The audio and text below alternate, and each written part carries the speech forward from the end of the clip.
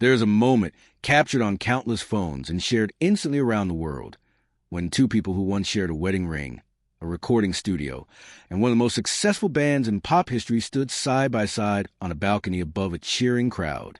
One of them cracked a joke. The other laughed the kind of laugh that only comes from decades of familiarity.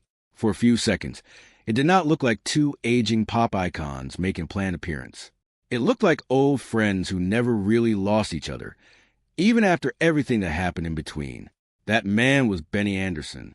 And after nearly 50 years of letting his music do the talking while he stayed quiet about his personal life, the 78-year-old composer has finally started opening up, not with a tell-all memoir or a tearful interview, but in small, telling moments like that one, moments that, when you piece them together, tell a story far more human than the glittering, sequined image ABBA once projected to the world. This is a story of how a shy boy with an accordion became half of one of the most successful songwriting partnerships in music history, how he fell in love, lost that love, found it again in another form, and how, at the tail end of his 8th decade, he seems finally at peace enough to let people see it. Benny Andersson was born in December 1946 in Stockholm, into a family where music was not a hobby, but something closer to inheritance. His father worked as an engineer, but it was his grandfather who handed down the instrument that would define Benny's entire life, the accordion. By the time Benny was 6 years old, he had won his own, and he spent his early childhood absorbing Swedish folk tunes and the popular Schlager style that dominated the airwaves at the time. What set young Benny apart from other children learning an instrument was a range of what he listened to. He wasn't only interested in the folk melodies his family played at home. He was also captivated by American rock and roll records making their way to Sweden, particularly anything with a piano hook. That fascination eventually led him to teach himself piano at age 10, essentially building a second musical language on top of the one his family had already given him. School never really held his attention the way music did. By 15, he had left the classroom behind entirely, choosing instead to throw himself into the youth club scene around Stockholm, playing wherever he could find an audience. It was there that his real education began, not in a classroom, but on small stages, learning what made a room of people want to move. Those early years also brought his first real relationship. He became involved with a young woman named Christina, and the two would go on to have 2 children together before Benny's career pulled him toward a different, much bigger stage. In the mid-1960s, Benny joined a Swedish pop group that would soon become one of the country's biggest acts. Within months of joining, the band scored a major hit, and almost overnight, Benny went from a teenager playing youth clubs to a recognizable face in Swedish pop culture. But what made him valuable wasn't just his skill on keyboards. It was his growing ability to write songs that stuck in people's heads. He began contributing original material to the group, and several of those songs became genuine hits, cementing his reputation not just as a talented performer, but as someone with real songwriting instincts. It was a skill that would soon connect him with the person who would become his most important collaborator for the rest of his life. In 1966, Benny crossed paths with another young Swedish musician named Björn Ulvaeus. The two hit it off immediately, both musically and personally, and began writing songs together almost as soon as they met.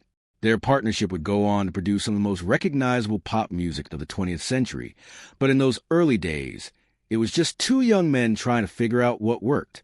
Around the same period, both men's personal lives were quietly shifting in a direction that would soon reshape their careers entirely. Benny met a singer named Annie Frid, known to the world simply as Frida, while Björn had begun a relationship with another singer, Agnetha Faltskog. What started as 2 separate romantic relationships slowly turned into a professional one as well, as the 2 couples began appearing on each other's recordings and supporting one another's individual careers. By the early 1970s, the 4 of them were essentially operating as a single creative unit. Even before they had settled on a name for the group, they performed together for the first time somewhat by accident, during a trip abroad where an informal beach sing-along turned into something closer to an actual concert. It was a small, unplanned moment that hinted at what these 4 voices could do when combined. The group spent a couple of years experimenting under various names and configurations before their manager suggested something shorter and catchier, an acronym built from the first letters of each member's first name. It was a playful, almost accidental choice, and it stuck. By the mid-1970s, that four-letter name was appearing on record sleeves across Europe, alongside a now iconic logo featuring one letter deliberately reversed, a design detail that reportedly came about almost by accident during a photo shoot. Their real international breakthrough came at the Eurovision Song Contest in 1974, where their entry captured a mixture of glam rock energy and their now signature vocal blend. They didn't just win the contest, they used it as a launching pad. And within weeks their song was climbing charts across the globe, including a strong showing in the United States, a market that had been notoriously difficult for European pop acts to crack. What followed was one of the most remarkable runs in pop music history. Across the second half of the 1970s, the group released a string of albums and singles that dominated charts on nearly every continent. Songs built around themes of love, heartbreak, longing, and joy became inescapable on radio stations worldwide. Behind nearly every one of those songs sat Benny and Bjorn, working in a small studio, building melodies from scratch and handing them over to two of the most distinctive voices in pop music. By the late 1970s, the group wasn't just successful, they had become a genuine cultural phenomenon, touring across multiple continents to sold-out arenas, breaking pre-order records, and producing a catalog of songs that would still be played at weddings, parties, and karaoke nights half a century later. What audiences didn't fully grasp at the height of the group's success was how much their own relationships were quietly unraveling behind the scenes. Both couples had married in the early to mid-1970s, and both marriages had reached a breaking point by the turn of the decade. Bjorn and Agnetha's marriage ended first, dissolving around 1979 after years of strain brought on by relentless touring, public scrutiny, and the simple difficulty of trying to maintain a private relationship inside one of the most famous bands on earth. Not long after, Benny and Frida's marriage followed a similar path, ending around 1980 after roughly a decade together. What made this period especially unusual, and in hindsight, especially poignant, is that both couples continued making music together as a band even as their personal relationships fell apart. Some of the group's most emotionally raw songs from this era are widely believed to reflect exactly what the members were going through offstage, even though at the time they publicly downplayed any connection between their lyrics and their private lives. Not long after his divorce from Frida became final, Benny married again, this time to television producer Mona Norclit. That marriage has lasted for decades, becoming one of the quieter, steadier constants of his adult life, in sharp contrast to the very public unraveling that preceded it. By the early 1980s, cracks that had once been hidden beneath glittering costumes and chart-topping singles were becoming impossible to ignore. Recording sessions that once flowed easily now stretched on with mixed results. The group attempted new material in 1982, but not everything from those sessions satisfied them, and some of it was quietly shelved rather than released. Instead of pushing forward with a new album, the group opted to release a compilation of their greatest hits along with a couple of new songs. It performed well commercially, but by the end of that year, after a handful of final promotional television appearances across Europe, the band quietly stopped performing together. There was no dramatic farewell tour, no official breakup announcement. They simply stepped back, and the pause turned into decades. While Benny and Bjorn moved fairly seamlessly into new creative projects after the group went on hiatus, eventually co-writing a major stage musical and later developing the stage and film adaptations that would introduce their catalog to an entirely new generation. The paths taken by Agnetha and Frida looked very different. Agnetha, who had long struggled with stage fright and anxiety around touring, retreated from public life almost entirely for long stretches, occasionally resurfacing with new music before withdrawing again. She endured painful personal losses in the years that followed, and for a period she became somewhat reclusive, living quietly away from the spotlight that had once followed her everywhere. Frida's own history carried its own weight. Born in Norway during the final years of the Second World War to a young mother and a soldier who returned home before ever meeting his daughter, she grew up believing for years that her father had died, only learning the truth and eventually reuniting with him decades later. After her marriage to Benny ended, she eventually remarried into European nobility and, like Agnetha, experienced devastating personal loss, including the death of her own daughter in a car accident in the late 1990s, followed soon after by the death of her second husband. Both women, in their own ways, spent the decades after the band's hiatus rebuilding quieter lives, largely out of the public eye that had defined their 20s and 30s. For years, the idea of the four members ever performing together again seemed like pure fantasy. Reunion offers, some reportedly worth staggering sums of money, were turned down again and again.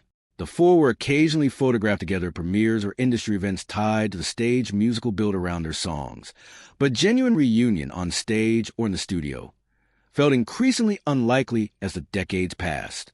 Then, quietly around 2018, something shifted. Conversations that started as an idea for one or two new songs slowly grew into something much larger. An entire new album, the group's first in almost 4 decades, released in 2021. Band members later described walking back into a recording studio together and feeling an unexpected wave of familiarity. The same warmth, the same creative shorthand, as if the years apart had simply melted away the moment they were all in a room again. Alongside that reunion came something almost stranger than a new album, a decision to bring the group back to the stage not as themselves, but as meticulously recreated digital versions of who they were in their 1970s prime. The concept, once it became a real, ticketed show inside a custom-built arena in London, turned out to be one of the more unlikely commercial successes in recent live entertainment history. Since opening in 2022, the digital concert experience has drawn well over 1 million ticket holders and reportedly pumped hundreds of millions of pounds into the local economy surrounding its custom venue.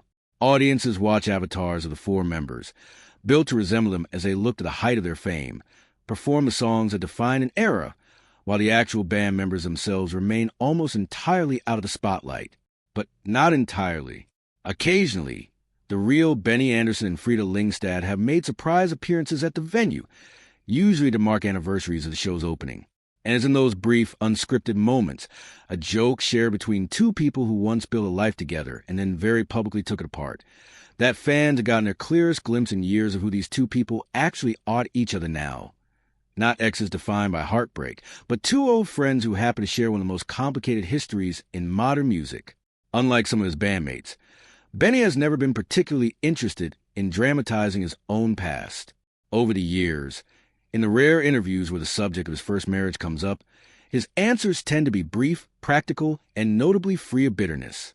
He has generally described the end of that relationship the way he seems to describe most things, matter-of-factly, without much appetite for reopening old wounds in public. What has changed, subtly, over the past few years isn't so much what he says about his past. It's that he's begun allowing himself to be seen sharing space with it again, standing next to Frida at a public event, sharing an easy joke, letting cameras capture a moment that isn't stage-managed the way ABBA's public image once was so carefully controlled. These small gestures carry more weight from a man who has spent 50 years letting his songs speak for him instead of interviews. At 78, there's a sense that Benny Andersson has less interest than ever in performing an image of himself for the public, and more interest in simply existing comfortably in his own long, complicated, ultimately quite successful story. One that includes a difficult first marriage, a stable second one, a creative partnership with Bjorn that never really stopped, and, apparently, enough genuine affection left over for Frida to still make each other laugh on a London balcony, nearly half a century after they said their vows. Even as the digital voyage show keeps drawing crowd in London, the real-world legacy of Benny and Bjorn's songwriting partnership continues expanding in new directions. The stage musical built around ABBA's catalog remains one of the most successful productions in Broadway and West End history, having been seen by tens of millions of people across dozens of countries and languages since it first opened in London in the late 1990s. Meanwhile, another of their major theatrical projects from the 1980s has continued finding new audiences through